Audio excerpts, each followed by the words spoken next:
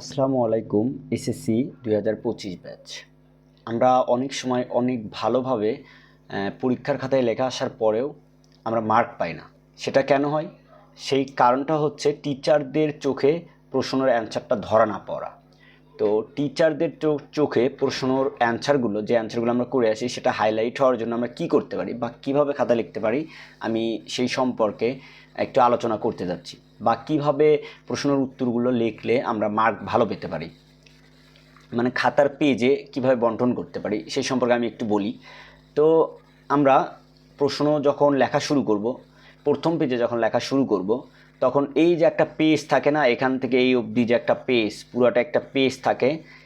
এই এক পেজে চেষ্টা করব ক এবং খ নাম্বার, এই যে ক এবং খ নাম্বার অ্যান্সারটুকু করার। হ্যাঁ, ক এবং খ নাম্বার অ্যান্সারটুকু করার। তো আমরা প্রতিটা প্রশ্নের চেষ্টা করব, যদি 1 নম্বর প্রশ্ন লিখি তো আমরা লিখব 1 নং প্রশ্নের উত্তর ক, আবার পরেরটা লিখব 1 নং প্রশ্নের উত্তর খ।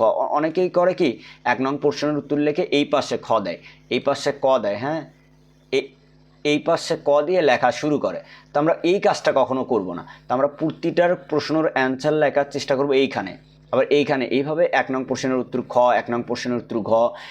আবার যদি আমরা 3 নং প্রশ্ন লিখি তো আমরা লিখব 3 নং প্রশ্নের উত্তর ক, খ, এভাবেই লিখব। হ্যাঁ, তাহলে টিচারদের দেখতে কি মানে একটা প্যারা প্যারা আকারে দেখা যায়, দেখতে সুবিধা হয় টিচারদের জন্য। তো এখন যে বিষয়টি নিয়ে আলোচনা করতেছি, এই এক পেজ, প্রথম পেজে যদি আমরা লিখি 1 নং প্রশ্নের উত্তর ক এবং 1 নং প্রশ্নের উত্তর খ, তো এই চেষ্টা করব এই এক পেজে 2টা প্রশ্নের অ্যান্সার করার। যদি কোনো কারণে এই খ নাম্বার অ্যান্সারটা আমাদের এই পেজে চলে আসে, এই পেজে চেষ্টা করবা যাতে না আসে।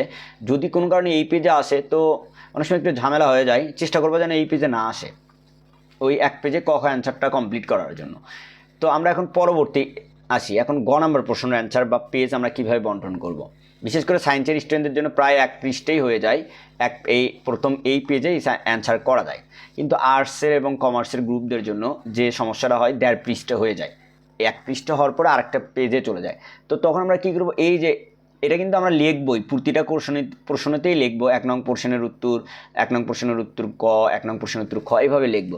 তো এই প্রশ্নটার অ্যান্সার করার পথে এইভাবে কিন্তু ডাক টান বা ফির ডিজাইন যেন তোমরা কইরো না, কখনোই ডিজাইন করবা না, স্বাভাবিকভাবে সিম্পলভাবে রিপ্রেজেন্ট করবা।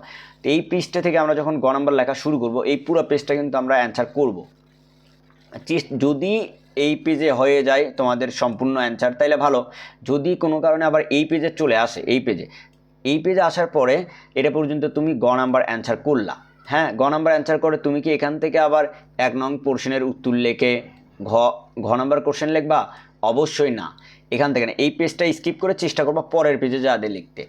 ঠিক সেমভাবেও যদি ঘ নাম্বারটা আসে যায়, ঘ নাম্বারটাও যদি আমাদের পরবর্তী পেজে চলে আসে, দেখা যাচ্ছে যে ঘ নাম্বারও এই পেজতে পরবর্তী পেজ, সেই পেজের এইটুকু পর্যন্ত লিখবা। যদি এক পেজ হয়েও আধা পেজ এইটুকু আছে, পরবর্তীতে আরেকটা অ্যান্সার করার চেষ্টা করবা না, ওই পেজ ছেড়ে দিয়ে পরের পৃষ্ঠা থেকে তুমি আবার অ্যান্সার করা শুরু করবা।